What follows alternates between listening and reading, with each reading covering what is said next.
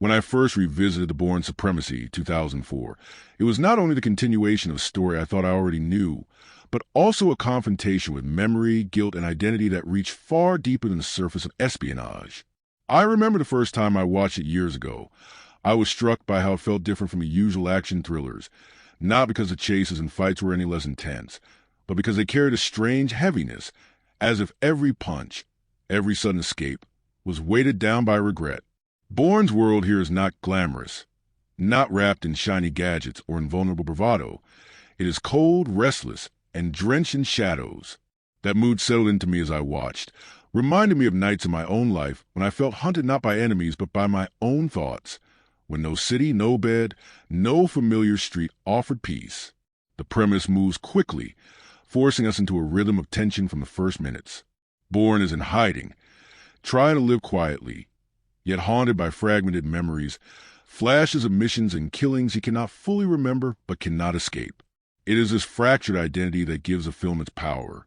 On the surface, it is about an agent on the run, framed for a crime he did not commit, hunted by powerful forces determined to erase him. Beneath the surface, however, it is about a man searching for himself in the debris of violence, about someone struggling to reconcile who he once was with who he is trying to become. That tension between past and present, guilt and survival, gave the story an almost literary weight that surprised me.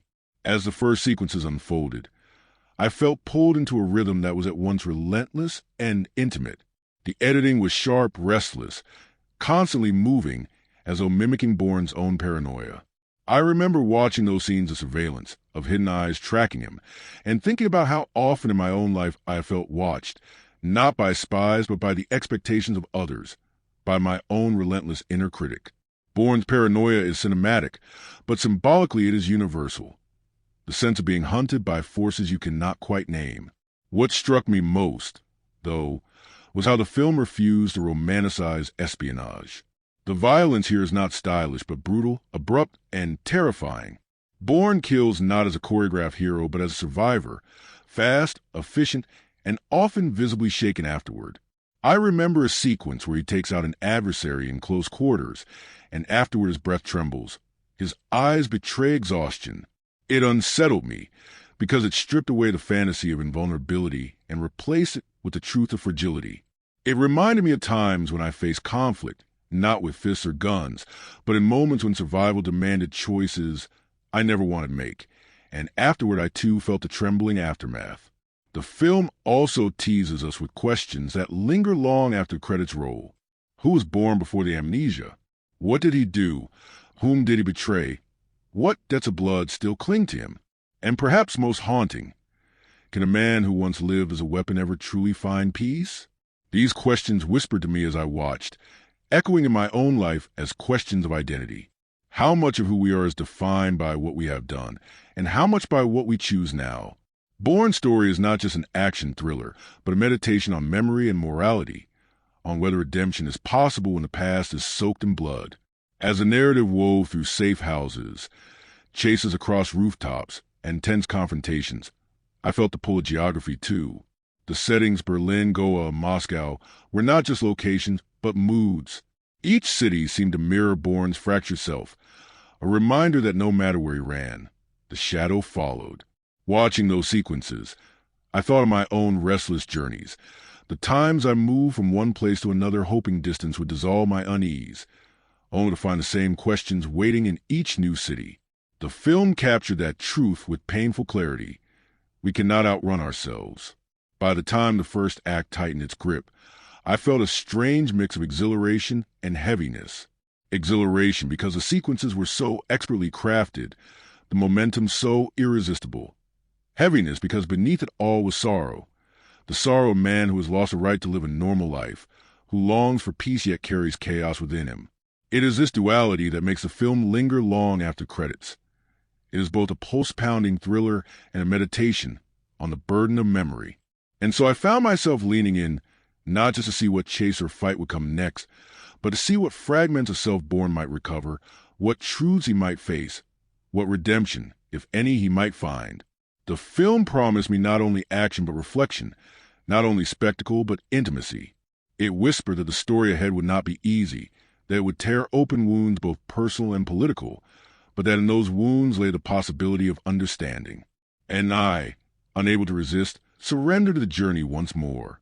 The first half of the story opens with a rhythm that is at once hushed and uneasy, and as I allowed myself to be drawn into its pulse, I felt the restlessness of man who cannot rest even when he tries. Bourne has attempted to fashion a quiet existence with Marie and Goa, far away from the corridors of power and the blood-soaked streets of espionage, and yet that peace trembles at the edges. The cinematography makes us feel it. Even in the sunlit beaches, the camera moves restlessly, as though paranoia has seeped into every frame. I remember thinking how true that felt, how sometimes even in the gentlest surroundings, one's inner turmoil makes everything unsettled. Bourne's paranoia is not the invention of a thriller. It is the inheritance of trauma, and as the days unfold in his fragile sanctuary, it becomes clear that peace is only a temporary illusion. The intrusion of surveillance is swift and merciless. Someone is watching him, closing in, and with chilling efficiency the attempt to erase him begins. For me, this was not just a plot point but a symbolic rupture. The reminder that the past we try to bury has a way of finding us. The sequence on the road, where Bourne and Marie are suddenly ambushed, carries with one of the most haunting beats in the entire franchise. The car chase is breathless, but it is not only adrenaline, it is heartbreak. When the crash comes, when Marie is lost, the story plunges into a grief so raw that I felt myself holding my breath. Her death is more than a character exit. It is the shattering of Bourne's last link to normalcy. For me, it echoed the way grief feels in life. Sudden, brutal, incomprehensible, leaving you gasping in silence while the world roars around you. That single moment shifts the film from being about escape to being about reckoning. In the wake of her death, Bourne transforms. No longer merely running from his past, he begins to turn toward it, propelled by anger, guilt, and the hunger for answers. The narrative tightens here, following him as he slips back into the shadows of espionage, not as an operative but as a ghost determined to uncover the truth. The pace accelerates, the editing grows sharper, and I could feel my own pulse rising with it. I thought about how grief often propels us to act, not always wisely but always urgently, as though motion itself could fill the void left by loss. Bourne's relentless pursuit in this first half mirrors that truth. His running is both escape and mourning, survival and penance. The framing of Bourne for a crime he did not commit heightens the sense of betrayal. A CIA operation in Berlin goes wrong. 2 agents are killed, and evidence is planted to implicate him. This false accusation is not just a plot twist. It is a symbolic reminder of how fragile reputation is, how easily trust can be manipulated. I felt an echo of this in my own life, recalling times when misunderstandings or lies painted me in colors that were not my own, when truth seemed irrelevant against the weight of accusation. The film captures this unease perfectly. Bourne is not only hunted for what is done, but also for what is not done, trapped in a web spun by others. The tension builds as he makes his way to Europe, navigating cities that feel both alive and hostile. Berlin becomes a labyrinth of alleys, safe houses, and shadowed meetings. The camera captures the coldness of its streets, the gray skies pressing down like a shroud. For me, these settings were not mere locations but psychological landscapes, each city reflecting Bourne's fractured state. Goa was fragile peace, Berlin is paranoia and pursuit. I found myself thinking of the way places in my own life have carried moods, how certain streets feel haunted by memory, how certain cities press on me with weight, while others offer fleeting breath. The film harnesses this truth, turning geography into emotion. His encounters with CIA operatives are charged with tension. He is both hunter and hunted, slipping through their traps while seeking the hand behind his framing. What fascinated me here was the way the film balanced action with silence. Bourne often moves wordlessly, his intelligence revealed through gesture, through the way he scans a room, notices exits, reads faces.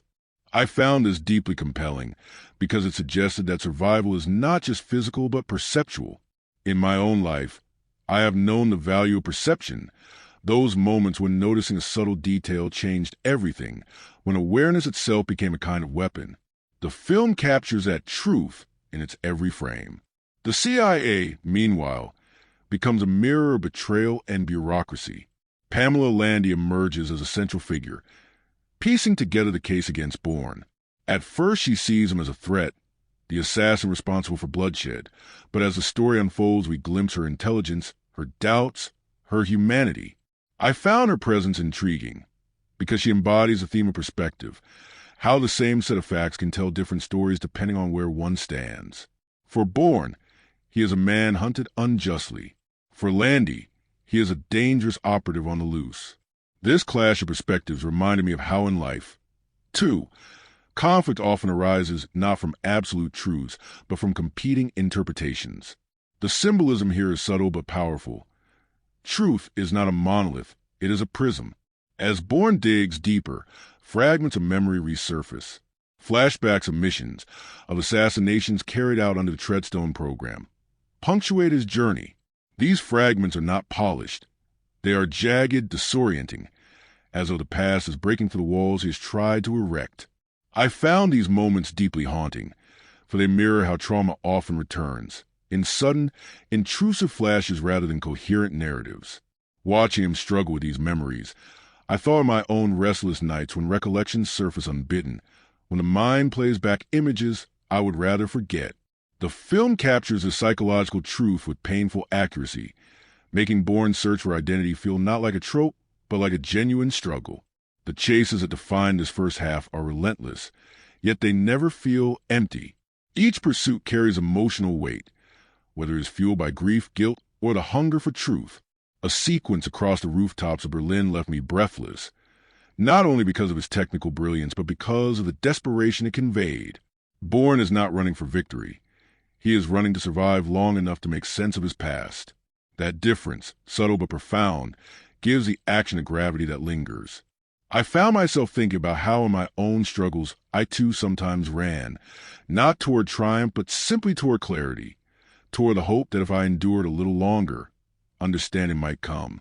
By the midpoint of the film, the first half has done its work.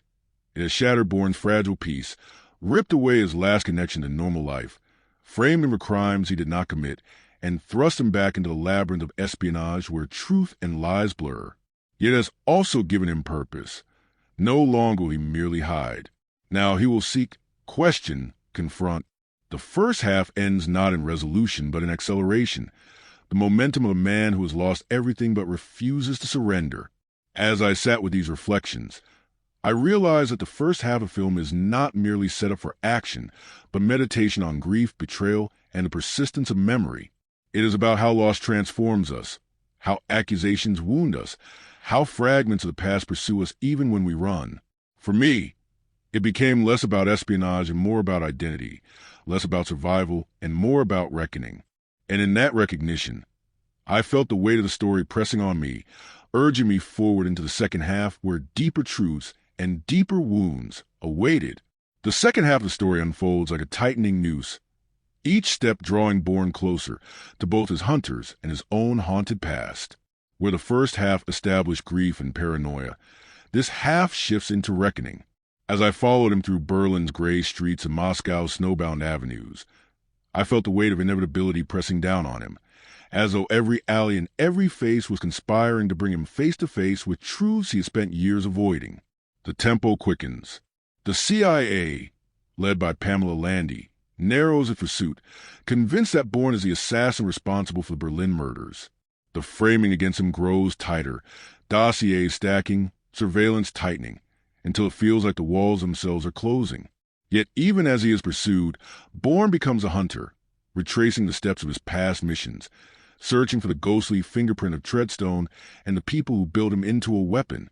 This duality, hunted yet hunting, gave me a strange chill, for it reminded me of times when I too felt trapped yet compelled to push forward, when circumstances made me both victim and seeker.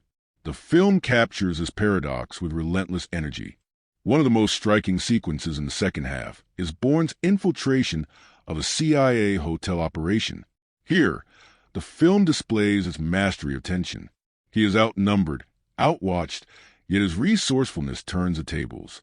Slipping through shadows, listening to radio chatter, manipulating timing, he becomes a phantom, and I found myself holding my breath as though I too were trying to remain unseen. But beneath the thrill lay symbolism, Bourne is not merely evading capture. He is proving that he still understands the system that made him. He is both product and adversary of that system. And that contradiction resonated with me. For it mirrored how often we resist the very structures that shaped us, how we rebel against the molds we were poured into. Landy begins to see glimmers of the truth here. Her intelligence and intuition suggest that Bourne may not be the villain she thought him to be. The narrative tension shifts as she embodies the possibility of perspective changing, of an adversary becoming a reluctant ally. This struck me as a profoundly human moment. How often in life do we cling to judgments, only to realize later that the story is more complicated than we imagined? The film, through Landy, reminds us that truth is rarely simple, that even enemies carry depths we must acknowledge. As Bourne digs deeper, memories return more vividly. Flashbacks of missions blur with the present, each fragment revealing not only what he did, but what he lost. One memory, in particular of an assassination in Berlin, reveals him as the man who killed a Russian politician, leaving behind a widow and daughter. This revelation shifts the narrative from external pursuit to internal confrontation. Bourne is not only escaping the CIA and rival assassins, he is facing the unbearable weight of guilt. I felt my own chest tighten watching this, for it forced me to confront the idea that survival alone is not enough. Redemption demands acknowledgement of the harm we caused. The film thus transforms from a thriller into something resembling a confessional. The car chases that punctuate the second half are among the most intense in modern cinema. A sequence in Moscow, where Bourne is pursued by both Russian agents and the police, is brutal and unflinching. The collisions are not sleek, but bone-crushing, each impact leaving dents in blood. Watching it, I felt exhaustion rather than exhilaration, as though every turn of the wheel drained both him and me. This was not the glamorized chase of other action films. It was survival at its rawest. I reflected on how often we imagine ourselves navigating crises with elegance, but in true survival is messy, painful, and costly. The chase here becomes symbolic of life's trials. Progress is made, but not without scars. Yet the most powerful sequence of the second half is not an action scene, but a quiet one. Bourne, after enduring the chase, after surviving yet again, chooses not to kill his final adversary. He spares a man who once hunted him, choosing mercy over vengeance. That choice lingered with me long after the credits, because it symbolized transformation. For a man shaped as a weapon, programmed to kill without hesitation, mercy becomes the ultimate rebellion. Watching that, I thought of times in my own life when I longed for revenge, when anger whispered for retaliation, but when I discovered that letting go was the true path to peace. Bourne's mercy here is not weakness. It is strength, a declaration that he is more than the system that made him. The climax, however, lies not in mercy but in confession. Bourne travels to Moscow to confront the widow and daughter of the man he assassinated years before. The sequence broke me in a way few action films ever have. He knocks on the door, his voice trembling as he admits his guilt, apologizes, asks for nothing but acknowledgement. The widow listens, wounded and weary, and in that moment the entire film transforms from spectacle into meditation. I found myself close to tears because it captured something I know well, that forgiveness is rarely earned, but confession is still necessary. We cannot undo the past, but we can carry its weight honestly, refusing to let silence bury it. Bourne's confession is, to me, the truest moment of humanity in the film. Symbolically, this act of confession redeems the entire narrative. The explosions, the chases, the betrayals, all of it funnels into this quiet scene in a dim apartment, where a man admits he was wrong. I thought of how often in life we distract ourselves with noise, with action, with endless motion, when in truth what is needed is silence, honesty, and vulnerability. Bourne's journey is not complete because he survived. It is complete because he faced his own shadow. The second half also paints the CIA in a more complicated light. Landy, now aware of the framing, begins to see Bourne not as an enemy, but as a victim of a system designed to erase accountability. Her perspective shift symbolizes the possibility of institutional self-awareness, though is limited and hesitant. I saw in her not only a character, but a reflection of how structures can evolve, how truth can pierce even bureaucratic armor. Yet the film does not indulge in easy optimism. Corruption remains, power remains, betrayal lingers. Landy's insight is a flicker, not a revolution. That realism struck me as honest. For my own life, I have seen how institutions rarely change overnight. Progress is incremental, fragile, easily undone. By the end of the second half, Bourne is both more and less than he was at the beginning. More because he has regained memory, confronted guilt, chosen mercy. Less because he has lost Marie, lost illusions, lost the possibility of simple peace. He walks away not as a hero triumphant, but as a man carrying scars. I found this profoundly moving because it mirrors how survival in real life feels. Not victory, not perfection, but endurance. We emerge from crises with new strength, yes, but also with wounds that never fully heal. Bourne's limp as he fades into the Moscow night is, to me, one of the most truthful images of survival I have ever seen in cinema. Reflecting on the second half, I realized that it transformed the film from a thriller into a parable. The spectacle of destruction became the stage for questions of memory, guilt, confession, and mercy. Bourne's journey reminded me that we are all haunted by past selves, that survival is not enough without acknowledgement, that the greatest rebellion against systems of violence is the choice of humanity. In his confession, I saw not just a spy story, but the human story. The struggle to live with the past, to seek forgiveness even when it may never come, to carve a fragile peace in the ruins of guilt. And so the second half left me heavy but grateful, shaken but reflective. I realized that this story is not only about espionage, but about being human, about fragility, endurance, guilt, and the possibility of redemption. Watching Bourne walk away, I felt as though I too would walk with him, carrying the same recognition, that though the past cannot be erased, it can be faced, and in facing it lies the beginning of freedom. When I turned my full attention to the characters, I realized that what gives this film its unique weight is not the architecture of its plot or the geography of its settings, but the human figures who inhabit its shadows.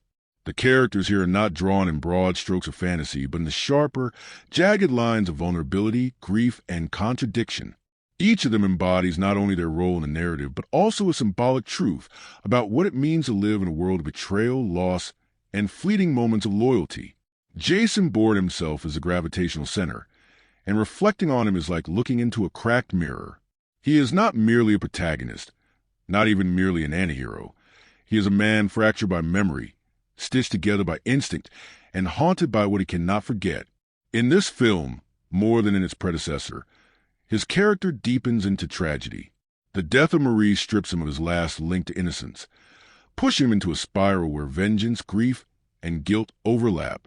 What struck me most was how his face carries both steel and sorrow, the clenched jaw of survival and the hollow eyes of loss. I found myself reflecting on the archetype he embodies, not the invulnerable spy, but the penitent warrior. He is less James Bond and more Orestes, hounded by furies of guilt, searching not for conquest but for absolution. And in him I saw pieces of myself, for I too have carried memories of mistakes, moments of harm I caused unintentionally, and the quiet weight of wondering whether redemption is possible. Marie, though her presence in this film is brief, looms large in the character landscape. She is more than a catalyst for Bourne's grief. She symbolizes the possibility of normalcy, of peace, of life beyond violence. Her death reverberates through the story as both tragedy and transformation. She is the cost of Bourne's past, the innocent sacrifice at the altar of espionage. I found myself thinking of how, in life, certain losses define us long after they occur, how the absence of someone we love reshapes the architecture of our choices. Marie's absence is a presence in itself, haunting every decision Bourne makes, reminding us that characters need not live long on screen to echo endlessly in the soul and narrative. Pamela Landy emerges as one of the most fascinating figures in this story. At first, she is framed as an adversary, the calculating CIA official determined to capture Bourne. Yet as she pieces together fragments of evidence, her intelligence leads her toward doubt, and eventually toward recognition of the truth. She is not blinded by bureaucracy, but guided by curiosity and a moral compass that refuses to settle for simple answers. I found her character compelling because she embodies perspective. She reminds us that judgment depends on where one stands. In her, I saw the possibility of empathy even within institutions designed for ruthlessness. She is the kind of character who suggests that change, however fragile, is possible, that even systems can produce individuals who listen, question, and evolve. Ward Abbott, the veteran CIA figure clinging to secrecy, represents the shadow side of the institution. He embodies the rot of bureaucracy, the willingness to bury truth beneath lies to protect reputation. His interactions with Landy and his insistence on silencing Bourne reveal a man consumed not by duty, but by fear of exposure. Symbolically, he is the past refusing to yield, the guardian of secrets that corrode from within. I found him chilling not because he was overtly villainous, but because he was so plausible. I have known people in power who buried mistakes under layers of justification, who feared truth more than failure. Abbott's character reflects that unsettling truth, that often the most dangerous figures are not in shadows with guns, but in offices with pens. Karl, the Russian assassin sent to hunt Bourne, is another compelling figure. He is the mirror image of Bourne, skilled, relentless, a man reduced to function. Unlike Bourne, however, he has not broken from the system that shaped him. He hunts without hesitation, embodying what Bourne might have remained had he never questioned his identity. Karl fascinated me as a symbolic twin, the path not taken, the reminder of what obedience without conscience produces.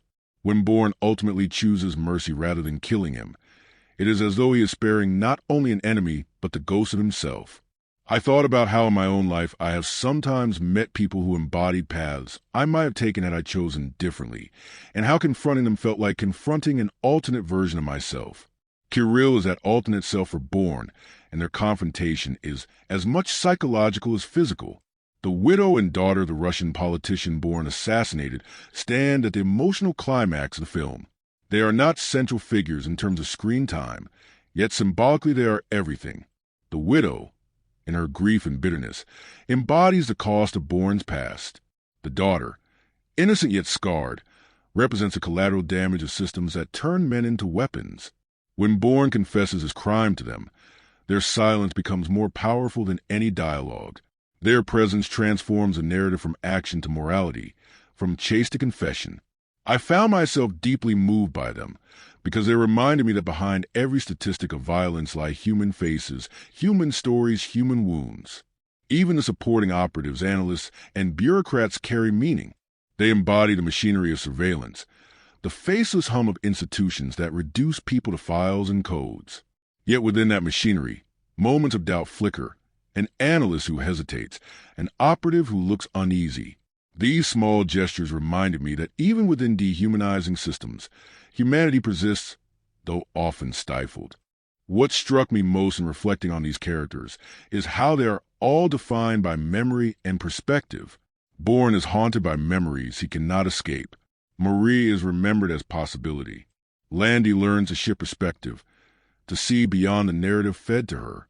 Abbott clings desperately to his perspective, refusing truth. Karl embodies a path of obedience without reflection. The widow and daughter embody memory's cost, the scars left by violence. Together, they weave a story not only of espionage but of human fragility. I also realize how powerfully their interactions shape one another. Bourne and Landy's relationship evolves from adversary to reluctant understanding, suggesting that even enemies can find common ground when truth surfaces. Bourne and Karl embody the duel between conscience and obedience. Bourne and the widow represent the necessity of confession, the possibility of acknowledging harm. These relationships are not just plot devices. They are meditations on how human beings collide, wound, and sometimes heal one another. For me, the characters in this film are not simply roles, but archetypes of the human condition. The haunted seeker, the lost companion, the questioning official, the corrupt guardian, the obedient twin, the grieving survivors. They remind me that espionage stories are never really about politics or agencies. They are about people trying to live with memory, guilt, and the fragile hope of redemption. And in that recognition, I found myself more deeply connected to them than to the spectacle around them. By the end of my reflection, I saw clearly that the film's power lies not only in its action, but in its humanity. These characters, each wounded and searching, remind us that survival is not victory, that redemption is not erasure, that truth is not simple. They embody the contradictions of being human, strong yet fragile, loyal yet betraying, guilty yet yearning for forgiveness. And it is in those contradictions that the story finds its enduring resonance. What often lingers with me after a film like this are not only the beats of its story or the shadows of its characters, but also the strange, uncanny, and sometimes almost contradictory facts that hover both within the narrative and behind it. The strangest facts are never just curiosities. They are doorways into deeper reflections, hints of how cinema blurs with life, and how truth sometimes hides in the very places we expect only fiction. With the Bourne Supremacy, I found myself collecting these peculiarities, turning them over like stones, and each revealed something unsettling, fascinating, or quietly profound.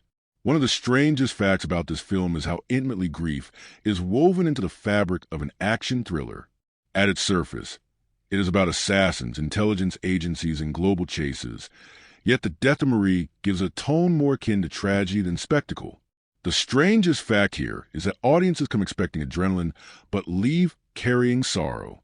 I remember thinking how rare it is for an action film to take away the hero's anchor so abruptly, and then let the rest of the story bleed with that wound. Usually grief is a setup for vengeance, but here it is something more haunting. It is a presence that does not leave.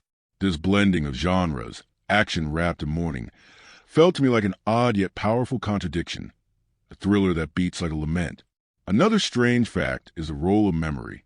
Bourne's fragmented recollections are not delivered as smooth flashbacks, but as jagged intrusions, disorienting and incomplete. In most films, memory serves as exposition, neatly filling in blanks. Here, memory is trauma, a threat in itself. I found this peculiar and unsettling, because it mirrored reality more closely than most cinema does. Trauma rarely returns as clarity. It erupts as fragments, as images stripped of context. The strangest fact, then, is that an espionage film may portray psychological truth more authentically than many dramas. Bourne's haunted visions reminded me of how the mind truly works under strain, and I could not shake the uncanny realism of those broken memories. The filming itself produced strange echoes. One fun but eerie fact is that many of the most chaotic chase scenes were filmed in real urban environments, not sealed sets. Ordinary streets in Berlin and Moscow became stages of orchestrated chaos, with local citizens watching as cars crashed and gunfire echoed. I found it strange to imagine passers-by catching glimpses of destruction that looked almost too real, then resuming their daily routines. There is something unsettling about a city playing host to fiction that resembles the scars of its own history. Berlin, a city once divided by walls and haunted by surveillance, became the stage for a story of surveillance and betrayal. Moscow, with its own history of espionage and paranoia, mirrored Bourne's hunted state. The strangest fact here is how reality and fiction folded into one another, as though the cities themselves remembered and reenacted their pasts. Another oddity lies in how Bourne is framed for crimes he did not commit. This is a common trope, yet here it takes on symbolic weight. The strange fact is that he is blamed not for what he has done, but for what others decide to believe about him. Watching this, I felt a quiet shiver because it reminded me of how fragile truth can be. In my own life, I have seen how reputations are built not on fact, but on perception, how one lie repeated often enough becomes a kind of reality. The strangest fact about this trope in the film is how true it feels. Innocence is irrelevant when narratives are already written. The production process carries its own strangeness. Director Paul Greengrass brought a documentary style of filming, handheld cameras, restless movements, rapid cuts. That unsettled some viewers, but drew others into a deeper immersion. The strangest fact here is how this technique, often criticized for being disorienting, became the very hallmark of the Bourne series. Audiences complained of dizziness, yet they also praised the realism. I thought about how peculiar it is that discomfort could become a virtue, that what unsettled the eye also convinced the mind. It reminded me of how truth itself often arrives in fragments and blur, not in clarity. The camera's restlessness mirrored Bourne's fractured identity, and that alignment between form and theme is one of the film's strangest yet most effective choices. A quieter but deeply haunting fact is how Bourne chooses mercy in the second half, sparing Karl instead of killing him. In a genre built on body counts, the strangest fact is that restraint, not violence, becomes the most powerful moment. I reflected on how odd it is that in a story drenched in blood, the act that resonates most is a refusal to spill more. It reminded me of how in my own life, The moments of restraint, the times I chose silence instead of retaliation, forgiveness instead of vengeance, echoed far longer than any act of anger. The strangeness lies in how mercy becomes rebellion in a world built on violence. The confession to the widow and daughter of Bourne's victim is perhaps the strangest fact of all. Action thrillers rarely end in apartments filled with quiet grief. Yet here the climax is not an explosion but an apology. I found it haunting that the film ends not with victory, but with acknowledgement of guilt. The strangeness lies in how honesty becomes more revolutionary than survival. Bourne survives countless chases, escapes death again and again, but his true moment of liberation is in admitting what he has done. It struck me as profoundly odd yet profoundly true. Confession, not conquest, is the final act of strength. Audience reactions added another layer of strangeness. Many praise the film for its intensity, yet some criticize it for being too bleak, too raw, too relentless.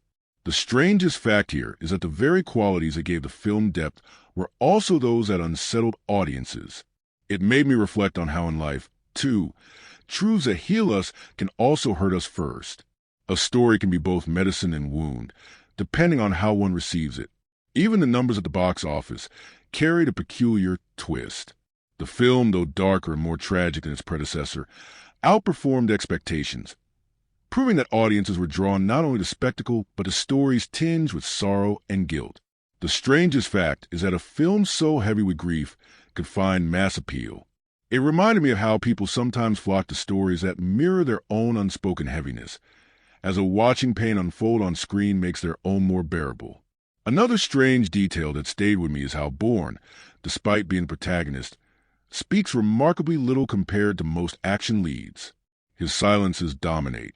The strangest fact here is that we come to know him not through words, but through actions, glances, and silences. In a genre where quips and monologues often define heroes, here silence becomes character. It reminded me of how often in life I have understood people more deeply through what they do not say than through what they say. Silence in this story is not emptiness but meaning. And perhaps the strangest fact of all is how this film, marketed as a spy thriller, becomes in its essence a meditation on memory, grief, guilt, and mercy. It promises adrenaline and delivers it, but what lingers are the quiet moments, the trembling breath after a kill, the widow's silence after confession, the sparing of an enemy's life. The strangest fact is that an action film carries the soul of a tragedy, whispering truths about identity and redemption more commonly found in literature than in thrillers. By the time I had gathered these facts, I realized that strangeness itself is the key to the film's endurance. It is strange that grief anchors action. It is strange that memory wounds more than bullets. It is strange that confession becomes climax. And it is strange, too, that audiences embrace the strangeness, finding in a reflection of their own haunted truths. As I turned to critical perspective surrounding the story, I realized that the Bourne Supremacy is far more than a straightforward continuation of a spy franchise. It is a film that has drawn praise and critique in equal measure, that has unsettled as many as it has thrilled, and that has sparked conversations about everything from the politics of the early 2000s to the aesthetics of cinema itself. When I sifted through these layers, I found not only reviews from critics but also unspoken responses and audiences' cultural echoes, and the film's own strange dialogue with the world it was born into. To reflect on it critically is to open a prism where each angle refracts the same story differently, revealing a complexity far deeper than the explosions on its surface. One of the most consistent critical observations is about the film's tone of grief and heaviness. Critics noted that unlike many action sequels that raise the stakes only by inflating spectacle, the Bourne Supremacy deepened emotional stakes by killing Marie and turning Bourne into a figure defined by loss. Some praise this as bold, as a refusal to indulge in escapism, as a way of grounding the story in real emotional consequence. Others condemned it as manipulative or unnecessarily bleak, questioning whether audiences who came for entertainment should have been forced to confront such sorrow. This divide fascinated me because it revealed how differently people approach cinema. For some, it is a mirror of life's darkness. For others, it is meant to be relief from that darkness. The film unsettled both camps precisely because it blurred the line. Another critical perspective focused on Paul Greengrass's directorial style. His use of handheld cameras, rapid cuts, and documentary-like realism polarized reviewers. Some hailed it as revolutionary, a break from the glossy choreography of traditional spy films, insisting that it plunged viewers into the paranoia of Bourne's perspective. Others derided it as disorienting, accusing the film of sacrificing clarity for style. I found this tension fascinating because it highlighted how technique can itself become a subject of critique, separate from story. For me, the shaky camera mirrored the shakiness of Bourne's mind, the way memory and perception trembled and blurred. It seemed less a gimmick than a thematic echo. Yet I also understood why others recoiled. It is not easy to be immersed in instability and discomfort, while thematically resonant can be alienating. Politically, critics could not help but situate the film in its historical moment. Released in the early 2000s, in the shadow of 9/11 and the wars that followed, it carried within it an unspoken anxiety about surveillance, state power, and terrorism. Some saw it as a critique of American intelligence institutions, exposing corruption and cover-ups, showing how innocent lives are sacrificed for bureaucratic convenience. Others argued that it simplified geopolitics into good versus bad narratives, casting shadowy foreign enemies without nuance. I felt caught between these readings. On one hand, the film clearly critiques institutional rot through characters like Ward Abbott, showing how systems conceal truth. On the other, its antagonists sometimes flatten into archetypes, stripped of depth. The critical conversation here reminded me that films are always children of their times, reflecting fears even when they don't intend to. The film also sparked discussion about masculinity in cinema. Critics noted how Bourne differed from the archetypal spy hero. He does not quip, does not seduce, does not revel in violence. Instead, he is taciturn, weary, visibly shaken by what he does. Some saw this as a refreshing subversion of action tropes, presenting a hero defined by guilt rather than bravado. Others worried it romanticized brooding violence, turning trauma into mystique. Personally, I found portrayal honest, even necessary. Bourne's silences and sorrow reminded me that strength can coexist with fragility, that endurance is not the same as invulnerability. Critically, this made the film stand out as more than genre entertainment. It became part of a cultural conversation about what it means to be a man in stories of violence. From a narrative perspective, the film's decision to end not with triumph, but with confession drew both praise and criticism. Some critics celebrated the Moscow apartment scene as radical, a spy thriller climaxing not with explosions but with an apology. Others dismissed it as anticlimactic, arguing that audiences had been cheated of spectacle. I found the split revealing of audience expectation. The critical praise highlighted a hunger for moral depth in cinema. The criticism revealed a craving for familiar closure. To me, the choice was daring and necessary because it reframed the entire film as a meditation on accountability rather than a celebration of survival. Cinematically, the Bourne Supremacy also provoked conversation about pacing and rhythm. Critics observed that its relentless speed left little room for exposition, trusting viewers to keep up. Some applauded this confidence in the audience's intelligence, while others complained of confusion, especially with the handheld style layered on top. The debate made me reflect on how cinema divides audiences not only by taste, but by patience. Some relish being thrown into chaos and piecing together meaning, while others demand clarity and guidance. The critical conversation around pacing became a microcosm of broader debates about modern storytelling. Cultural critics also noted the film's global scope. Moving from India to Europe to Russia, it framed espionage as a transnational labyrinth. Some praised this for expanding the horizon beyond the usual Western-centric focus, while others pointed out how certain places were reduced to exotic backdrops for Bourne's personal journey. I too noticed this tension. Goa, for example, was both a place of fragile peace and a narrative device, quickly discarded once violence erupted. Moscow was both a real city and a symbol of cold hostility. The critical conversation here reminded me that location in cinema is never neutral. It is always a choice that encodes meaning. Audience critics, the everyday voices in reviews and forums, added another layer. Many admired the film for its realism, its willingness to show bruises, its refusal to glamorize. Others lamented the absence of escapist charm, missing the glossy allure of Bond-like fantasy. This divergence highlighted a larger cultural moment. Audiences were shifting their tastes, craving grittier realism in the wake of global turmoil. The critical consensus may have been divided, but the audience response revealed hunger for something different. What fascinated me most, though, was how critics interpreted Bourne's silence. Some saw it as a weakness, an absence of character development.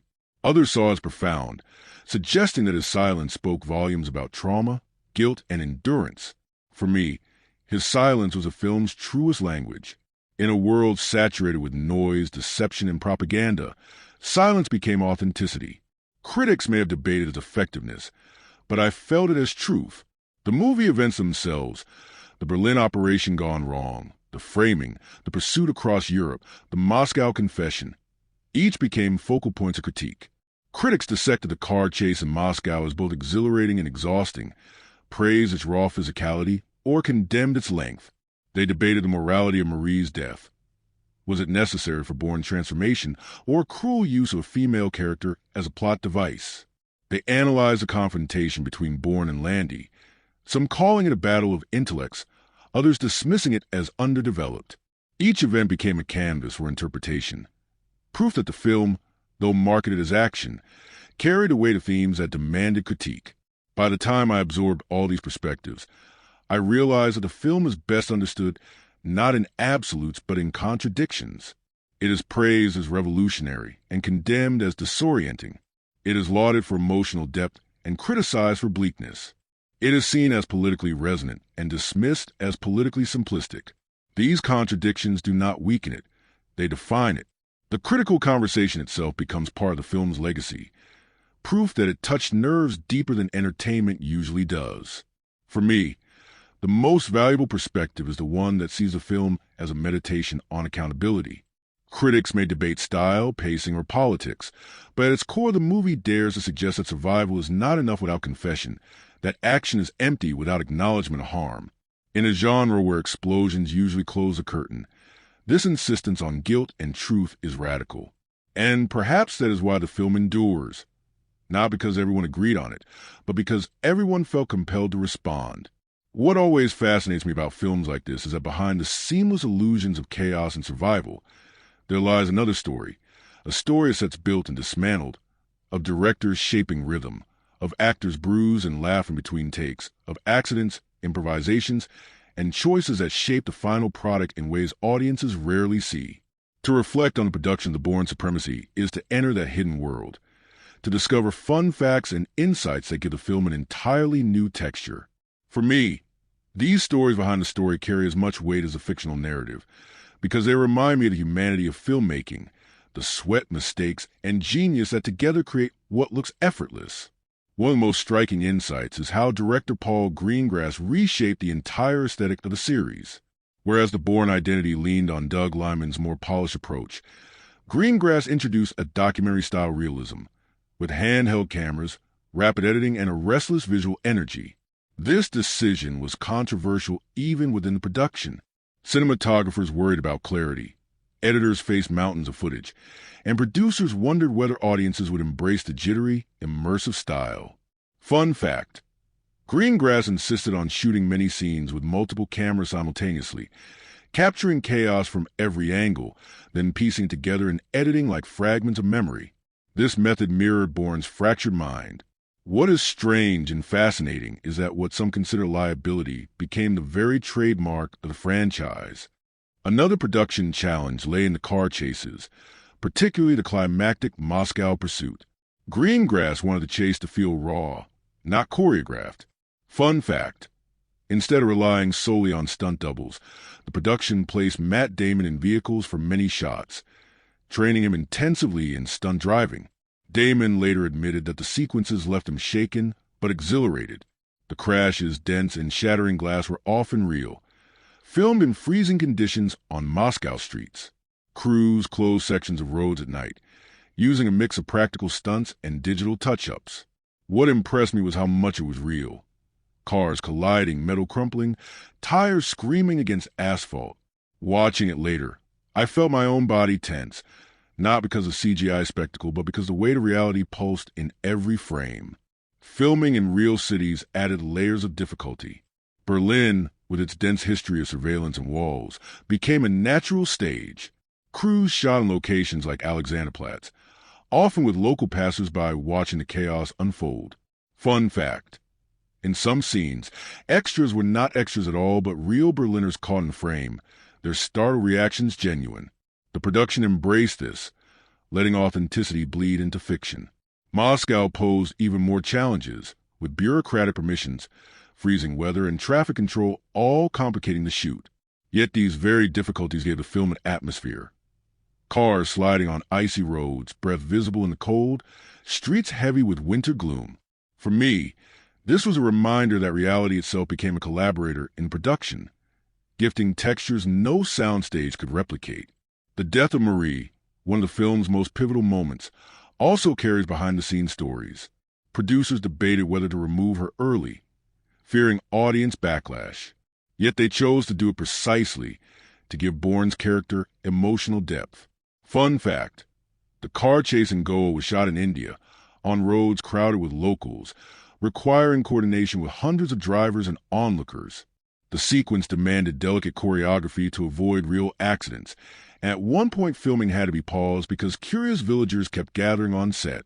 Damon later recalled how surreal it felt to stage such an intimate tragedy amid the everyday bustle of Indian streets.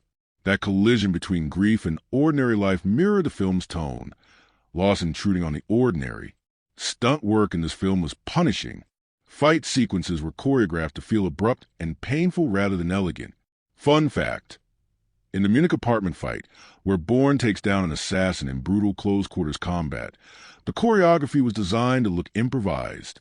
Walls cracked, furniture splintered, and both actors sustained bruises during repeated takes. Damon insisted on performing many of the moves himself, wanting Bourne's exhaustion and pain to appear authentic. Watching it, I realized why the fight felt so unsettling. It was not a dance or a struggle, filmed almost like documentary footage of real violence. The editing process itself is a production marvel. Richard Pearson and Christopher Rouse, the editors, were tasked with piecing together Greengrass's handheld chaos. Fun fact: some sequences had up to 15 hours of footage for a scene lasting only 2 minutes. They cut rapidly, layering perspectives to simulate disorientation. Critics later coined the term the Bourne style for this editing approach, which influenced countless films afterward. For me, the strangeness lies in how something born of practical necessity, multiple cameras shooting everything, editors stitching it all together, became a global cinematic trend. Music also shaped the production atmosphere. Composer John Powell returned to score the film, building on motifs from the Bourne identity, but weaving them into darker, more urgent rhythms.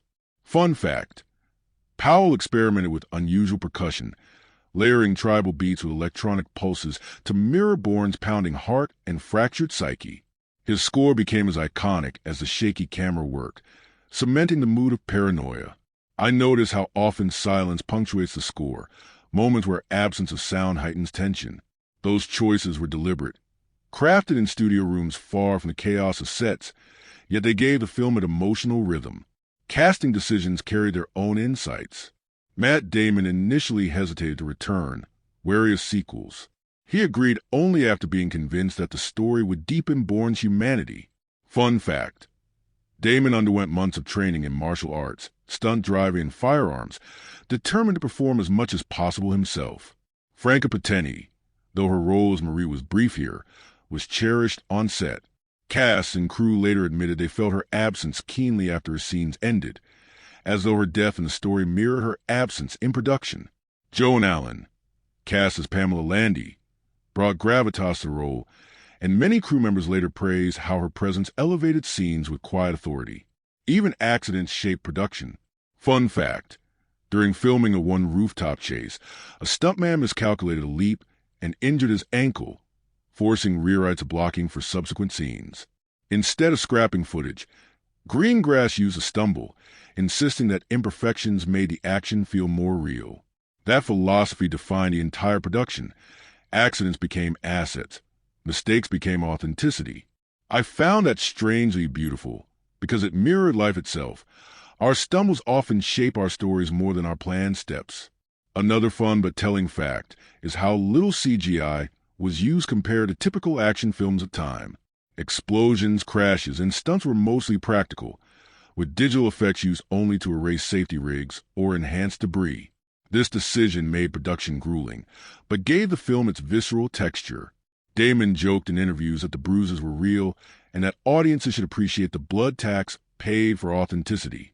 I thought about how rare it is in modern cinema to feel that physical weight, and how much courage it took for the team to choose realism over convenience. The production's global nature also fascinated me. Crews were multinational, with local teams hired in each city, translators working constantly, and cultural advisors shaping authenticity. Fun fact: in India, villagers taught the crew local customs to avoid disrupting community rhythms during shooting. In Russia, locals were cast as background actors, some of whom later remark how eerie it felt to pretend to flee destruction on streets that had once seen real turmoil. The global collaboration behind the film mirrored its global story, as though the making itself was a rehearsal for the narrative's theme of crossing borders. What I carry away most from these insights is the realization that the production itself mirrored Bourne's journey. It was chaotic, restless, bruising, filled with mistakes and improvisations, yet out of that chaos emerged authenticity.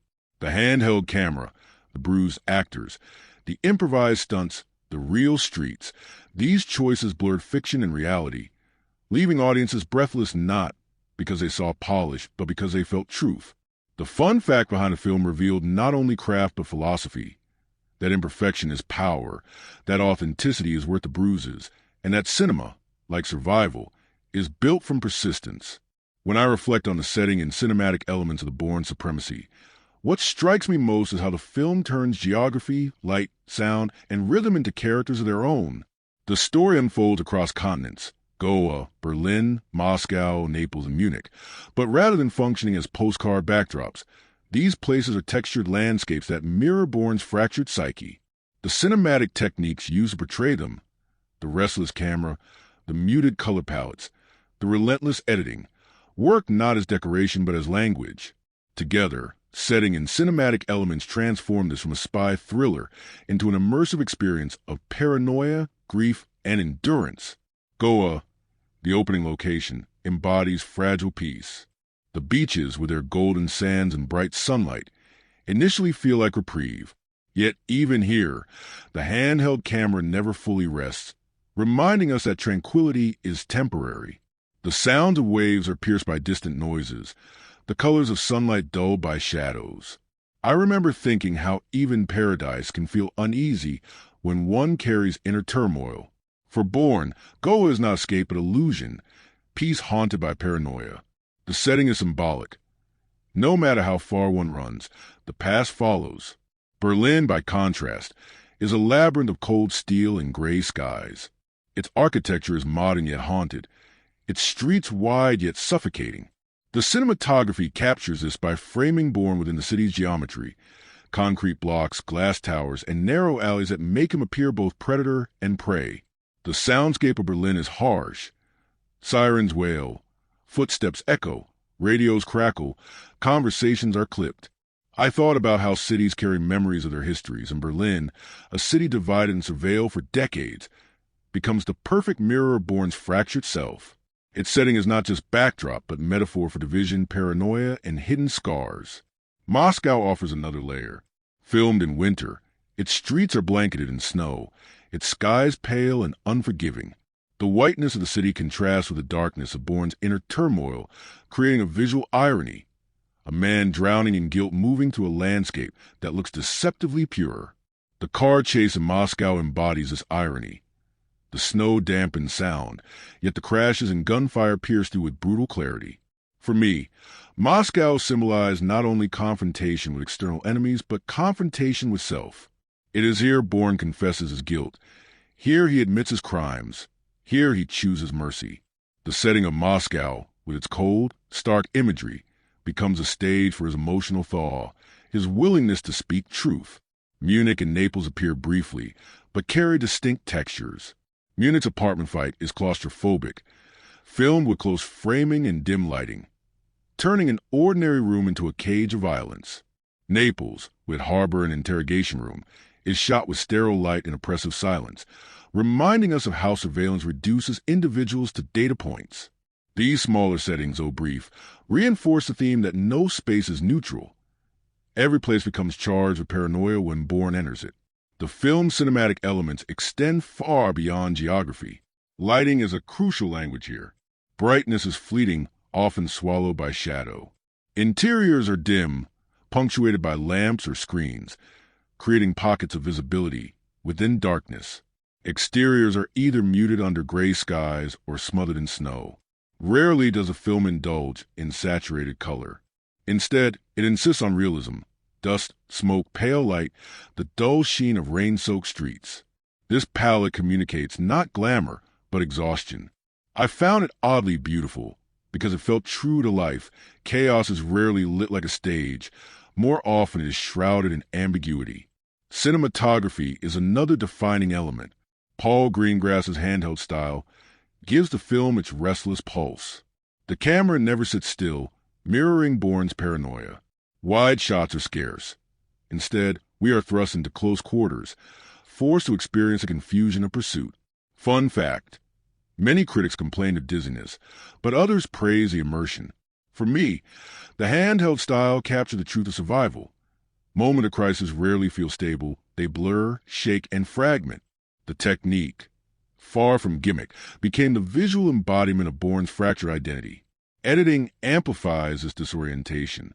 Quick cuts dominate, particularly during fights and chases. Yet Greengrass and his editors also master silence. After explosions or gunfire, cuts slow, moments stretch, silence lingers. The rhythm mimics breath. Rapid inhalations of panic, long exhalations of grief. I noticed how often editing dictated my physical response, leaving me breathless in chase scenes, weary in pauses. The technique manipulates physiology as much as perception, pulling audiences into Bourne's body. Sound design is another element of brilliance. Explosions are not stylized but raw. Gunfire cracks with sharp violence. Glass shatters with brutal detail. Yet the most powerful sound is silence. After Marie's death, for instance, sound drops away, leaving us with Bourne's ragged breathing. In the Moscow Confession, the silence of the widow and daughter is deafening. Sound here is not background. It is narrative. I reflected on how in my own life, silence often carried meaning heavier than words. The silence after betrayal, the silence after loss, the silence of acknowledgement. The film captured that truth with precision. Color grading deserves mention as well. The Goa sequences are warmer but subdued, never vibrant. Berlin is gray and desaturated, Moscow washed in icy blues and whites. This deliberate palette mirrors emotional states. Fragile hope in Goa, paranoia in Berlin, confession in Moscow. It reminded me of how memory itself colors places, how we remember some moments in warmth, others in shadow. The film turns color into memory, painting Bourne's journey in emotional hues. Framing and angles are equally symbolic. Bourne is often shot from behind or in profile, emphasizing his elusiveness. The CIA operatives are framed within screens, windows, or reflections, emphasizing surveillance and distortion. Villains appear in half-light, obscured, embodying threat through absence. Even small gestures, like Landy framed against stacks of files, carry meaning, suggesting that truth itself is buried in bureaucracy. I found this layering of meaning and framing profoundly effective because it turned visual choices into thematic echoes. The choreography of action is itself a cinematic element worth examining. Unlike stylized martial arts films, fights here are abrupt, brutal, and exhausting. Each punch feels heavy, each fall dangerous. The camera lingers not on elegance but on struggle. The Munich apartment fight, for instance, feels less like a performance and more like survival caught on film. For me, this honesty made the violence more disturbing but also more meaningful. It was not spectacle but consequence. The score by John Powell adds another dimension. His use of percussion, strings, and electronic pulses creates a soundscape of urgency. The recurring motif, Extreme Waves by Moby, plays over the credits, tying the film's restless energy into a single anthem. Fun fact: Powell deliberately avoided traditional orchestral heroism, instead layering rhythms that mimic heartbeats and racing thoughts. I found this choice brilliant because it made the score not just accompaniment but embodiment of paranoia. Taken together, the setting and cinematic elements transform a film into an experience rather than a story. Goa teaches us that peace is fragile. Berlin shows us paranoia in architecture. Moscow embodies guilt and confession. Handheld cameras mirror fractured memory. Gray palettes symbolize grief. Silence carries meaning heavier than sound. Each element is not separate but intertwined, creating a web that pulls viewers into Bourne's fractured world. What I realized most in reflecting on these elements is that they strip away fantasy. There are no glamorous skylines, no polished gadgets, no neon-lit spectacles. Instead, the world is heavy, muted, restless, and real. This refusal to romanticize gives the film its unique weight, its sense of truth. It whispers that espionage is not charm but trauma, that survival is not glory but endurance. And it is in these cinematic choices, settings that mirror psyche, techniques that embody paranoia, that the film finds its deepest resonance. By the end, I understood that the settings were not merely locations and the cinematic elements not merely style. They were language. They spoke of fragility, grief, paranoia, and confession, telling a story as essential as the plot itself. And in hearing that language, I felt closer not only to Bourne's journey, but to my own reflections on fragility of peace, the weight of memory, and the silence that lingers after loss. When I look beyond the surface of the film into its behind-the-scenes story, what I find is not only the technical details of production, but also the human effort, the accidents, the improvisations, and the quiet decisions that shape what ended up on screen. For me, these behind-the-scenes insights carry a kind of intimacy, because they reveal that even the most seamless illusions of cinema are stitched together by trial and error, by sweat and imagination, by people working long hours in far-flung locations, often not knowing if the pieces would ever fit together. With a Bourne Supremacy, this truth becomes especially vivid, because the film's raw, restless energy was mirrored by the chaotic way it was made. Paul Greengrass stepping in as director was itself a turning point. He came from a background in documentary and political drama, and his style clashed with Hollywood's preference for polish. Handheld cameras, improvised blocking, a restless search for realism. These were his hallmarks. Behind the scenes, crew members were divided, some exhilarated by the energy, others frustrated by the lack of traditional order. Fun fact: Greengrass often refused to storyboard entire sequences, preferring to let the camera operators follow the actors in the moment, creating chaos that editors later sculpted. This method unnerved producers at first, but gave the film its signature aesthetic, one that went on to influence countless action movies afterward. Matt Damon's preparation was another cornerstone of the production. Determined to inhabit Bourne not as a superhero but as a weary, haunted man, Damon underwent rigorous training in martial arts and stunt driving. Fun fact: he performed many of his own stunts, including dangerous car maneuvers in the Moscow chase. Damon later joked that while he trusted the stunt coordinators completely, he still carried bruises and sore muscles months after filming Wrapped. What fascinated me was his insistence on showing exhaustion. He wanted Bourne to breathe heavily, stumble, bleed. Behind the scenes, this choice sometimes slowed filming, because fights had to be reset after mistakes, but it gave the character authenticity. The Munich apartment fight is legendary for its brutality, and its behind-the-scenes story makes it even more so. The choreography was designed to look improvised, with every movement desperate rather than elegant. Walls were reinforced so actors could be slammed against them. Props were built to break on impact, and rehearsals left both Damon and Martin Chokas, who played the assassin, battered. Fun fact: the crew often had to stop shooting to reset broken furniture, only to watch it shatter again minutes later. Damon later recalled that his knuckles were scraped raw by the end, but that the pain made the scene feel more real. Watching it now, I can sense that authenticity. The fight feels less staged and endured. Shooting in India brought its own challenges. The Goa sequences required coordinating hundreds of locals, blocking off streets that were not accustomed to film crews, and adapting to unpredictable weather. Fun fact: the beach scenes with Damon and Franka Potente were filmed under intense heat, with the actors joking between takes that their idyllic hideout was actually swarmed by curious onlookers just out of frame.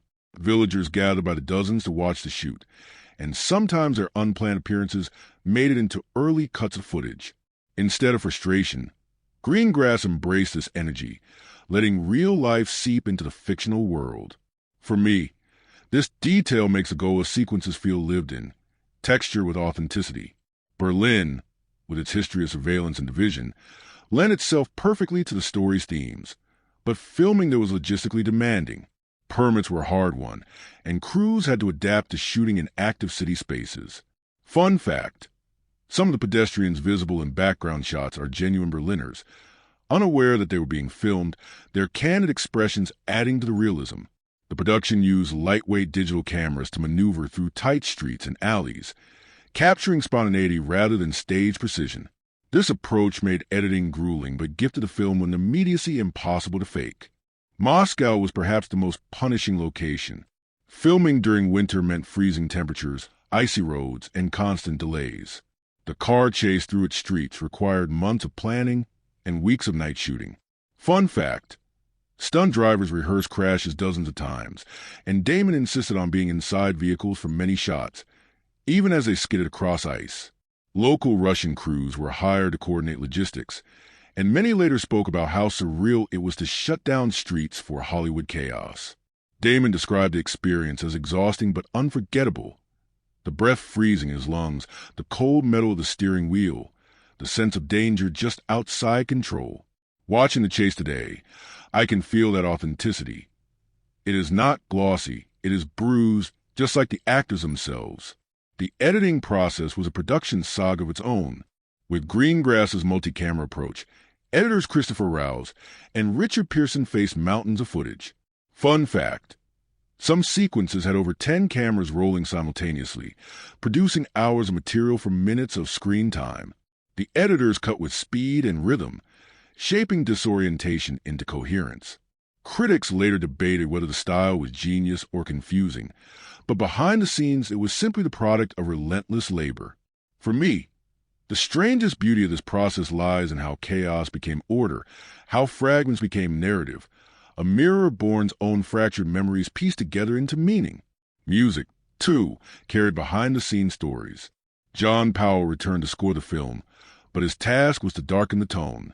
Fun fact, Powell layered unusual percussion instruments, electronic pulses, and distorted strings to mimic the paranoia coursing through Bourne. In interviews, he explained that he wanted the music to feel like a racing heart, never letting the audience relax. Even the moments of silence were deliberate, crafted to leave viewers unsettled. Behind the scenes in the recording studio, musicians experimented with unconventional techniques, bowing cymbals, striking piano strings, to create unfamiliar textures. Listening to the score now, I can almost feel the studio air thick with experimentation. Joan Allen, cast as Pamela Landy, brought her own insights to production.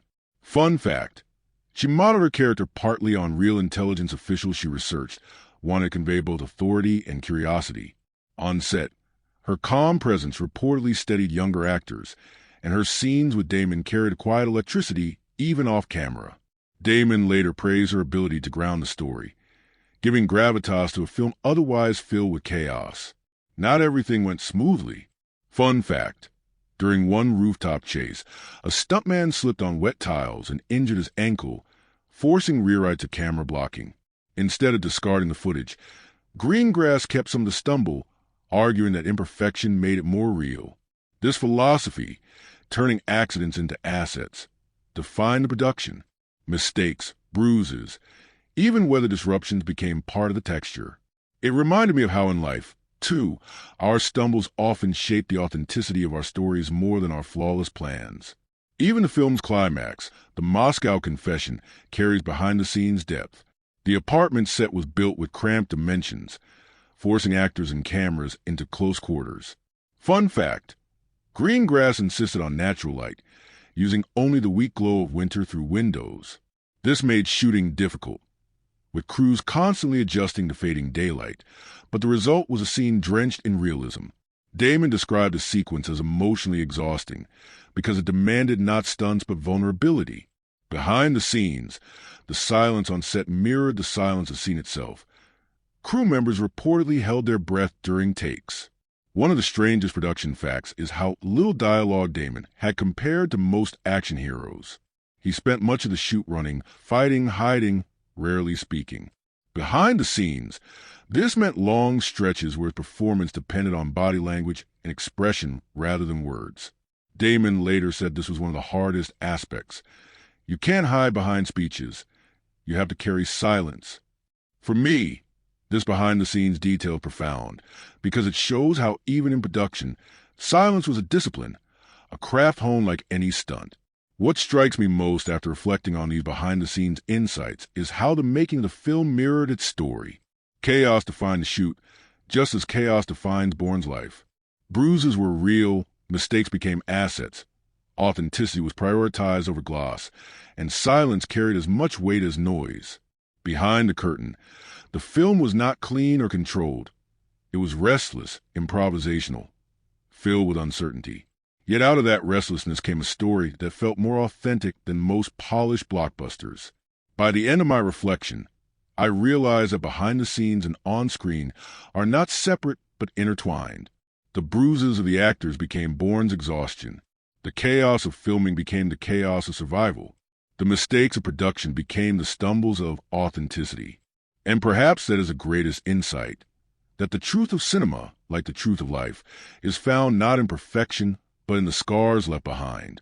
When I turned my attention to the themes and symbols woven into this film, I realized that beneath the restless editing and bruising action lies meditation on memory, guilt, and identity that feels almost literary in its weight. It struck me that the Bourne Supremacy is not merely a spy thriller, but a parable about what it means to live with the past, how grief reshapes us, and how confession can be more powerful than survival. To explore its themes and symbolism is to peel back the adrenaline and find the marrow of sorrow, fragility, and endurance. The first and most obvious theme is memory. Bourne is defined by fragments, flashes, jagged images that return unbidden. Memory here is not clarity but trauma. Unlike other thrillers where flashbacks serve as exposition, in this film they serve as wounds, moments of violence that rupture the present. Symbolically, memory becomes both prison and key. It traps him in guilt but also guides him toward confession.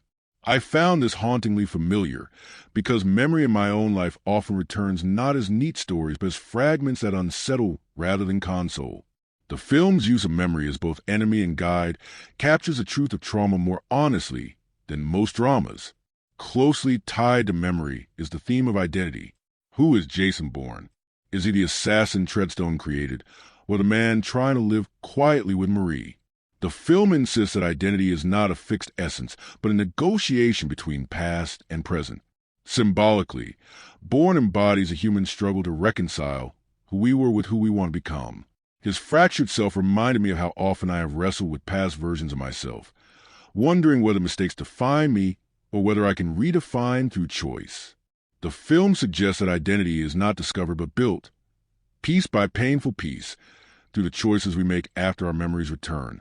Another central theme is grief. Marie's death transforms the film from a chase into a lament. Her absence is not merely a plot device. It lingers as atmosphere. Every step Bourne takes afterward is soaked in sorrow. Symbolically, she represents the possibility of peace, and her loss symbolizes the intrusion of violence into innocence. Grief here is both motivator and shadow. Watching Bourne stumble through cities with her memory heavy on him reminded me of my own experiences with loss, how absence becomes a presence, how grief reshapes every decision. The theme of grief gives the film its tragic tone, elevating it beyond action into the realm of catharsis. Betrayal is another theme that pulses throughout the story. Bourne is framed for crimes he did not commit, hunted by the very institution that created him, and pursued by operatives who once might have been allies. Symbolically, betrayal here reflects the fragility of trust. Institutions betray, individuals betray, even memory itself betrays by revealing painful truths. I thought about how betrayal in my own life rarely came from strangers but from those close enough to wound. The film captures this truth. Betrayal hurts most when it comes from within. Mercy emerges as one of the most profound themes. In the Moscow sequence, Bourne chooses not to kill Karl, the assassin who pursued him relentlessly. In a genre that often equates victory with killing, this act of restraint becomes radical. Symbolically, mercy here is rebellion. Bourne refuses to be the weapon he was designed to be. Watching it, I thought of times when I too longed for retaliation, but discovered that letting go was the true strength. The theme of mercy transforms Bourne from assassin to human, suggesting that redemption lies not in triumph, but in compassion. Confession is perhaps the film's deepest theme. The climax is not an explosion, but a quiet admission of guilt to the widow and daughter of his victim. Symbolically, confession becomes a path to liberation. Bourne cannot undo the past, cannot resurrect the dead, but he can face the truth and speak it aloud. For me, this was the most powerful moment, because it reminded me that survival without acknowledgement is empty. Confession does not erase guilt, but it transforms silence into honesty, and that honesty becomes a first step toward healing. Silence itself is a recurring symbol. Bourne speaks little. His silence becomes his language. The widow and daughter respond with silence, which carries more weight than any words could. Symbolically, silence represents the spaces where words fail, the truth too heavy to articulate. I found this profoundly moving because silence in my own life is often spoken louder than speech. The silence after grief, the silence after betrayal, the silence of shared recognition. The film turned silence into a theme, a symbol of both wound and understanding.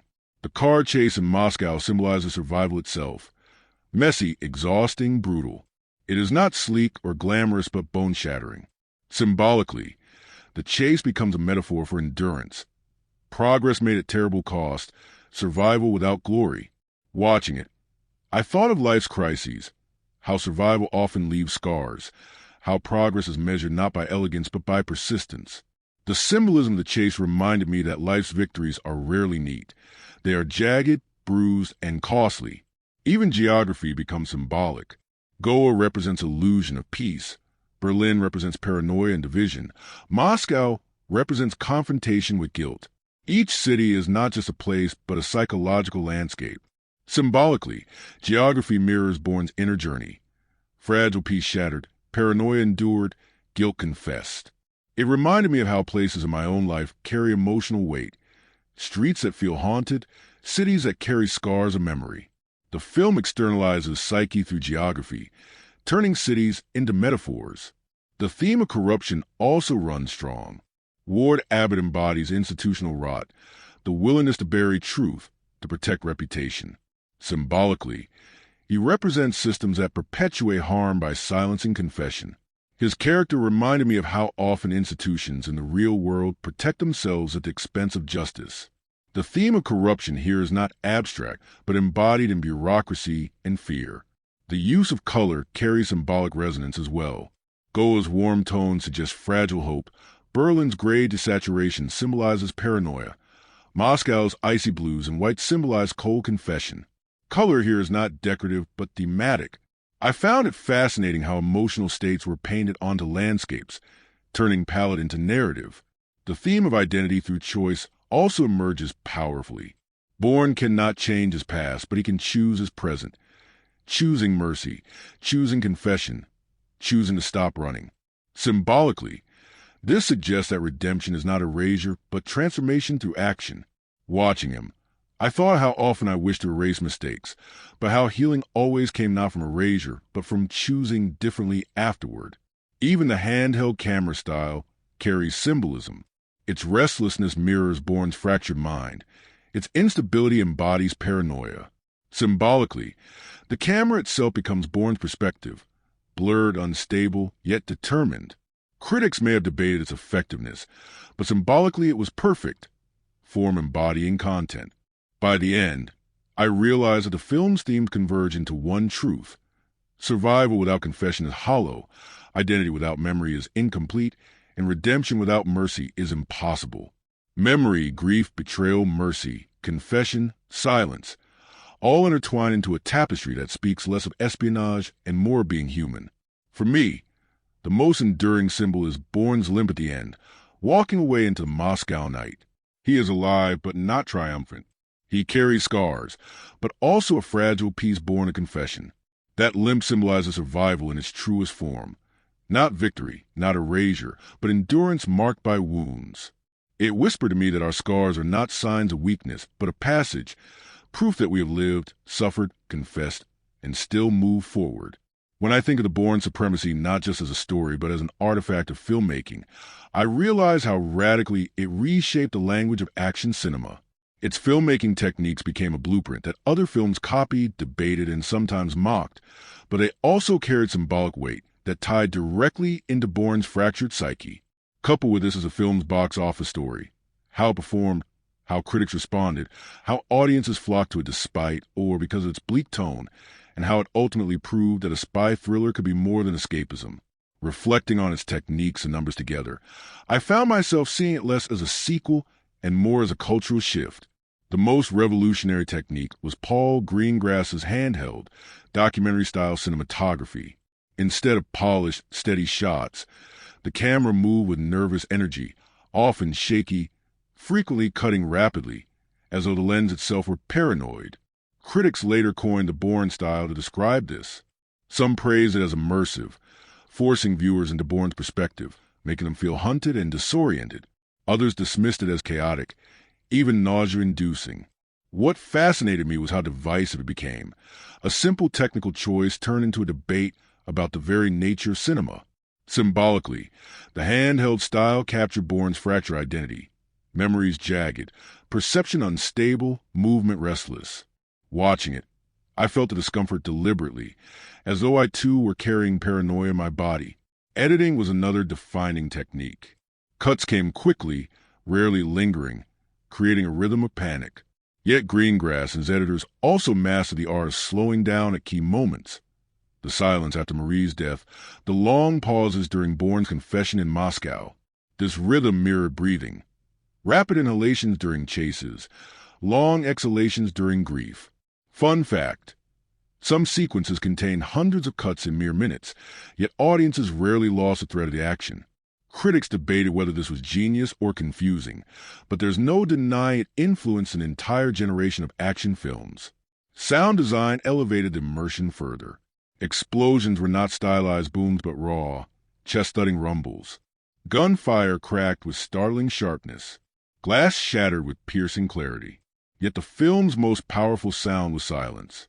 After Marie's death, sound drops away, leaving only Bourne's breathing. During confession, the silence of the widow and daughter carried more weight than any score. This manipulation of sound, loudness for chaos, silence for grief, was a filmmaking technique that transcended spectacle. It reminded me of how in real life, silence after trauma is often louder than noise. Lighting and color grading also contributed to tone. Goa's warm palette symbolized fragile peace. Berlin's desaturated grays mirrored paranoia, and Moscow's icy blues captured guilt and confession. Rarely did the film indulge in brightness. Instead, its world was muted, heavy, and real. The choice to drain color was a technique that grounded the story in authenticity rather than fantasy. Watching it, I realized how much mood is carried not by plot but by palette. Even without dialogue, the colors whispered a fragility. Fight choreography was another deliberate departure from genre norms. Rather than elegant, balletic combat, fights were brutal, abrupt, and exhausting. The Munich apartment fight looked less like a stage performance and more like survival caught on tape. Chairs splintered, walls cracked, breathing grew ragged. This technique, designing fights to look improvised, aligned perfectly with Bourne's character. He was not a showman, but a survivor. Watching it, I felt unsettled not because the choreography was unclear, but because it was too clear, too real, too raw. The Moscow car chase remains one of the most celebrated sequences, not because of flashy stunts, but because of its visceral authenticity. Cars collided with bone-crunching realism. Damon himself performed many maneuvers, and a handheld camera kept us inside the chaos. Critics hailed it as one of the greatest car chases in modern cinema, precisely because it felt messy, exhausting, and dangerous.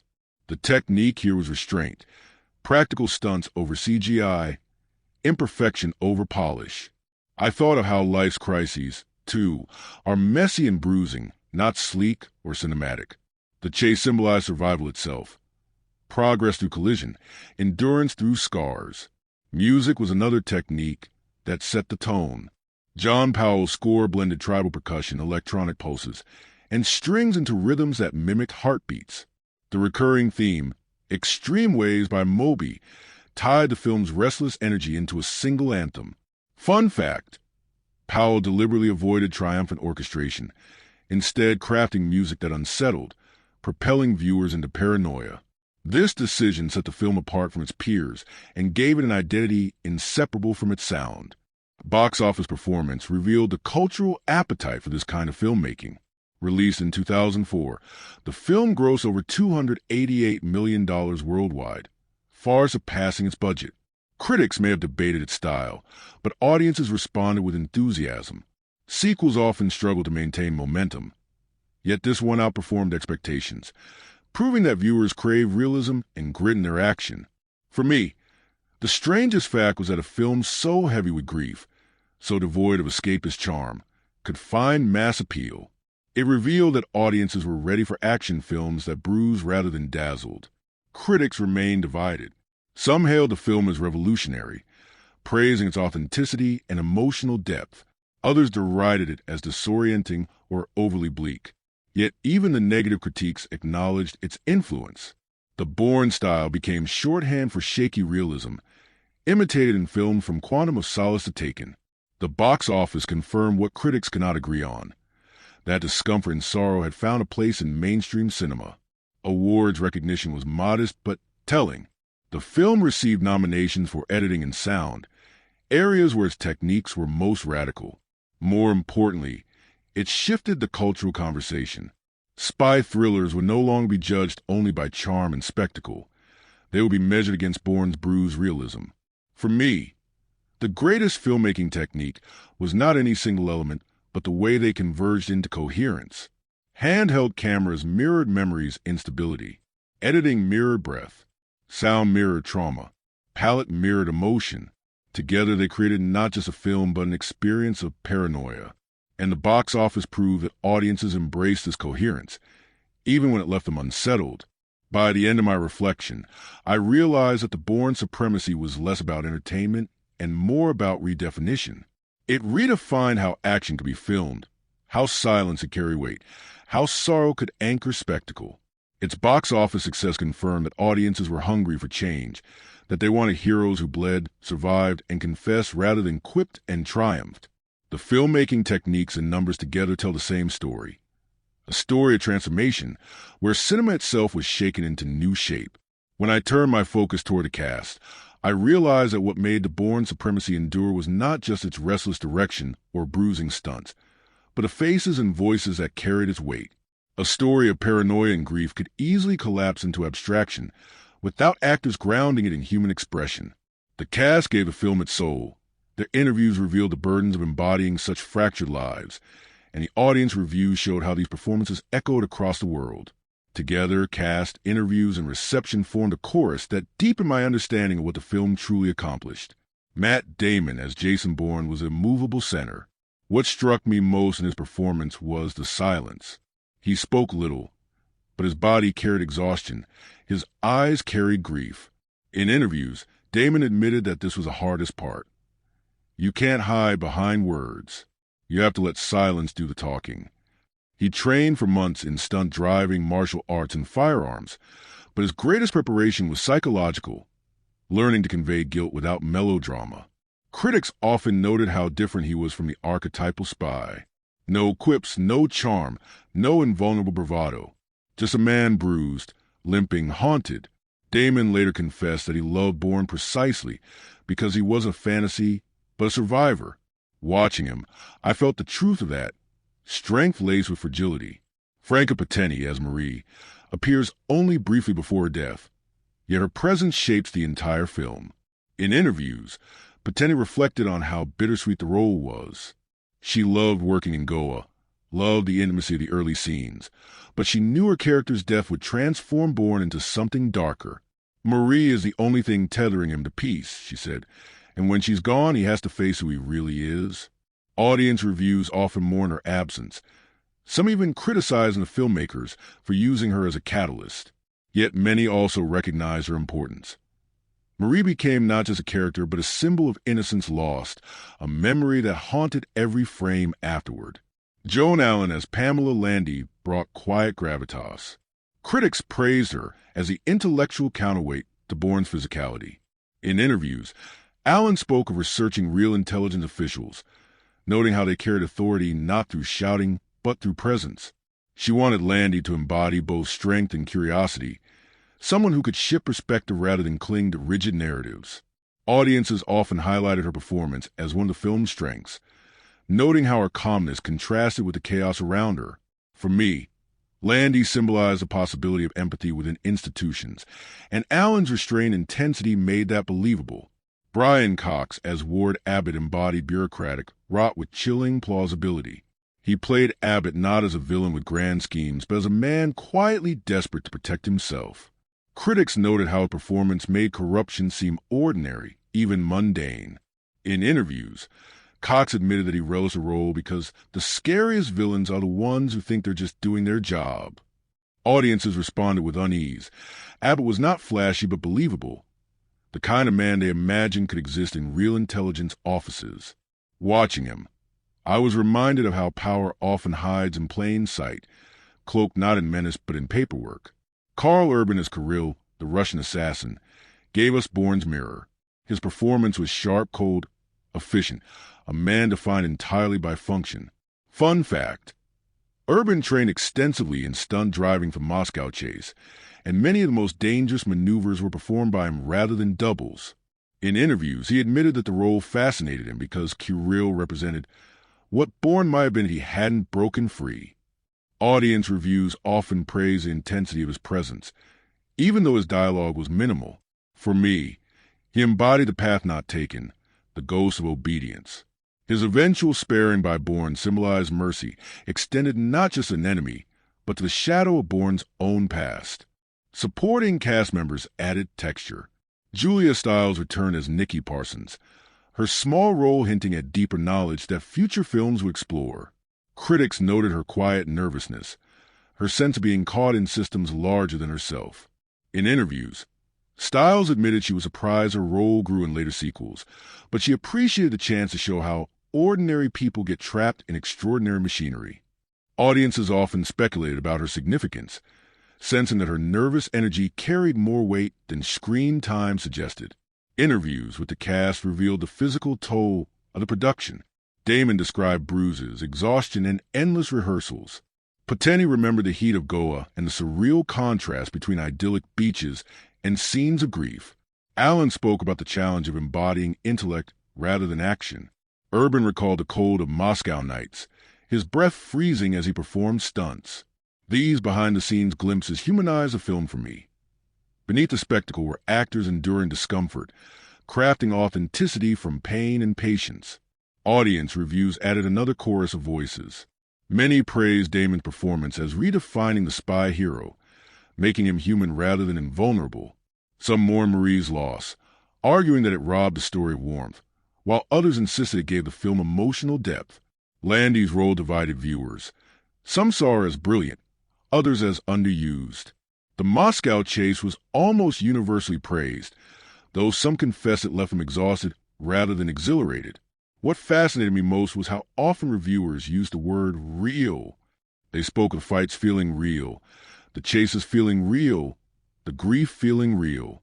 For an action film, that is a rare achievement. Critics mirrored these reactions, though with sharper edges. Some hailed the cast as elevating the material, especially Damon and Allen. Others dismissed the performances as buried under shaky cameras. Yet even critics who disliked the film admitted that Damon's Bourne had changed the genre, proving that action heroes could be quiet, weary, and still magnetic. The cast, in other words, became part of a cultural conversation about what heroism looks like in cinema. What I found most striking was how the cast interviews often echoed the film's themes. Damon spoke of exhaustion mirroring Bourne's trauma. Potente spoke of absence shaping presence. Allen spoke of perspective shifting. Cox spoke of corruption cloaked in normalcy. Urban spoke of obedience versus freedom. Their words revealed that they understood their roles not only as performances, but as metaphors. That awareness seeped into the film, giving it depth beyond spectacle. By the end of my reflection, I realized that the cast, their interviews, and audience reviews formed a dialogue. The cast gave faces to themes, their interviews revealed intention, and the audience responded with recognition or resistance. Together, they made the film more than a thriller. They made it a conversation about grief, identity, corruption, and mercy. For me, the most enduring truth is that cinema is not complete until this dialogue happens, until actors, critics, and audiences speak back and forth, weaving meaning out of images. The Bourne Supremacy succeeded not because everyone agreed on it, but because everyone felt compelled to respond. When I finally stepped back from the restless camera shakes, the bruising fights, the shattered glass, and the relentless footsteps echoing through alleys and snowbound streets, what lingered with me most about the Bourne Supremacy was not adrenaline, but sorrow. The conclusion of this journey is not about explosions or triumph, but about the strange way to survival, about how memory and guilt shape identity, and about how confession can be more powerful than victory. To draw the film together is to weave a tapestry of grief, mercy, corruption, silence, and endurance, and to recognize that what looked like a spy thriller on the surface was in truth a meditation on being human. The first thread is grief. Marie's death is not a plot device easily forgotten. It saturates the story from beginning to end. Bourne does not simply lose his partner. He loses his tether to peace, his fragile illusion that he could live beyond violence. The conclusion of the film is shaped by that loss, reminding us that survival without love is hollow. For me, this resonated deeply, because I too have known how the absence of someone can become a presence in itself, reshaping every choice, every step forward. The film insists that grief is not an obstacle to be overcome, but a condition to be lived with, a scar carried into every action. The second thread is memory. Bourne's fragments of recollection, disjointed visions of assassinations, blurred images of faces, become not only narrative clues, but symbolic wounds. Memory here is not exposition, but trauma, not a path to clarity, but a reminder of guilt. The conclusion of the film shows that identity cannot be built on erasure. It must be built on acknowledgement. Bourne cannot forget, and the film insists he must not. This reminded me of how my own memories, especially those I wish I could silence, return unbidden to shape who I am. The conclusion whispers that to be human is to be haunted, and that our path forward lies not in denial but in confession. The third thread is betrayal. Bourne is framed for crimes he did not commit, pursued by institutions that created him, hunted by men who could have been his allies. Betrayal saturates the narrative, yet the conclusion reveals its antidote, mercy. Bourne chooses not to kill Karl, the assassin who mirrored his own path. In sparing him, Bourne symbolically spares himself, the version of him that might have remained obedient, unreflective, unmerciful. This choice of mercy over vengeance is the most radical act in the film. For me, it was a reminder that forgiveness, even when undeserved, frees us more than revenge ever can. The conclusion insists that mercy is the true rebellion against systems of violence. The fourth thread is confession. In the Moscow apartment, Bourne admits his guilt to the widow and daughter of his victim. The scene is quiet, stripped of spectacle, yet it is the film's emotional climax. He cannot undo the past, cannot restore what was lost, but he can speak the truth aloud. That act of confession transforms silence into honesty, guilt into acknowledgement. For me, this moment was profoundly moving because it reminded me that survival without truth is empty, that the only way to carry wounds is to name them. The conclusion insists that confession is liberation, even when forgiveness does not come. The fifth thread is silence itself. Bourne speaks little throughout the film, but his silences are eloquent. The widow responds to his confession with silence, and that silence is heavier than words. Silence here symbolizes the weight of grief, the acknowledgement of guilt, the recognition that language sometimes fails.